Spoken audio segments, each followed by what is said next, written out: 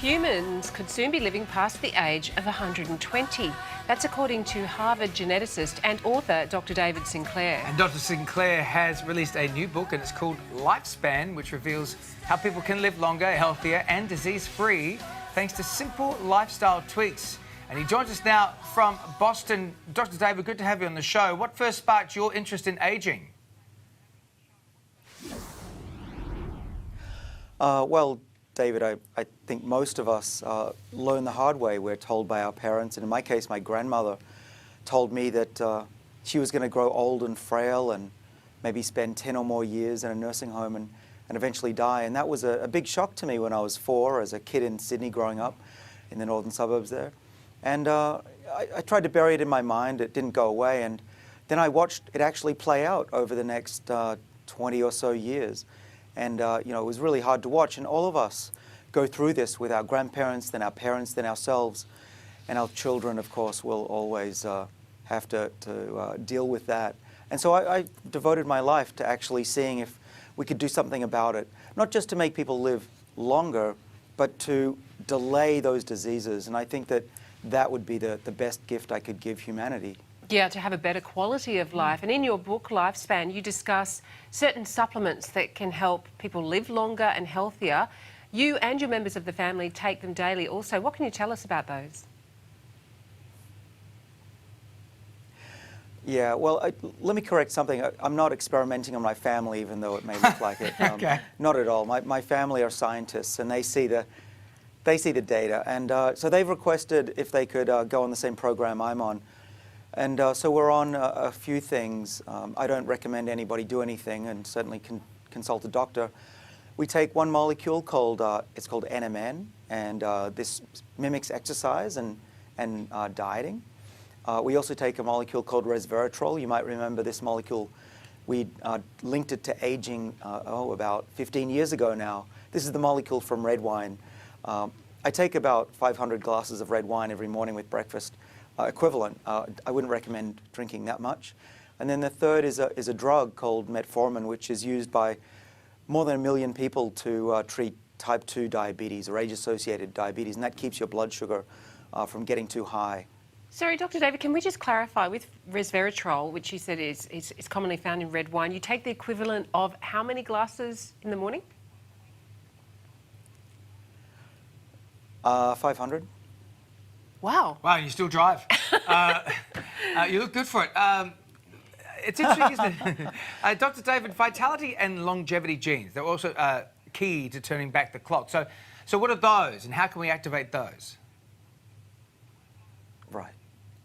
Well, so what's really important is, so first of all, only 20% of our lives are determined by the genes that you get from your parents. And my father and I and my son have terrible genes, actually, for aging and longevity. So my father's now 80, and we just got back from hiking jungles in Uganda. So he's doing really well, if anyone's wondering. The genes that we've discovered, though, that contribute to this, these are called longevity genes, and we call them sirtuins. This is a fancy name for basically genes that respond to adversity. So you can put your body in a whole range of different adverse conditions. Whatever doesn't kill you will actually make you live longer. So things like being a bit hungry, exercising, being out of breath, these turn on these longevity genes. But our bodies don't turn them on very well as we get older, and that's why we take these molecules in the hope that they're giving us that extra boost that a good diet, healthy lifestyle cannot give us. And Dr. David, you say that one day we'll even be able to predict our own death. How is that possible? Well, it's scarier than that. I could take a blood sample from the two of you and within a day or so tell you how old you are biologically and predict very accurately when you're both going to die. Oh. How does that sound? I mean... What's your address? Yeah, why not? Let's have a go. Nothing like a bit of forward planning, really, exactly isn't it? True, yeah. And you also discuss cellular reprogramming, which can make people feel younger. So what can you tell us about that? Well, what was exciting while I was writing this book is I was going through the very cutting edge of science and what that teaches us about how to live. But we made a really important breakthrough while I was writing the book just only 6 months ago.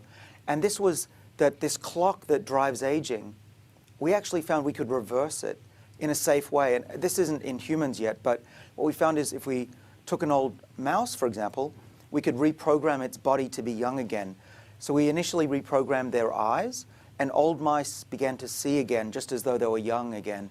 And it's the first evidence that you can actually turn back the actual clock of aging. So it's very exciting. It's early days. It's only mice, so I can't treat anybody yet. But today I was just talking to some drug developers about hopefully within 2 years testing this on actual patients that have eye diseases. Just quickly, David, before you go, you know, the people out there who probably can't access what the drugs you were talking about before, maybe not in this country or in certain forms. What about lifestyle choices they can quickly make today and start today doing? Yeah, so this is what I wanted to tell people today and in my book. In part 3 of the book, I go through what the things are that my family does. If there's one thing that I could say on that whole list that I wrote out, it was eat less often. Now that's not starvation or malnutrition, but it is skipping meals. Being a little bit hungry is very good for you. This old idea of 3 square meals plus snacks, never be hungry, that's going out the window, and it's actually more important when you eat than what you eat, I believe. Right, okay, we've got a few other things there as well. Look, David, it's great to have you company on this morning. The book is called Lifespan. It is out now. We'll see you when you get back to Australia, mate. Thank you, Dr. David.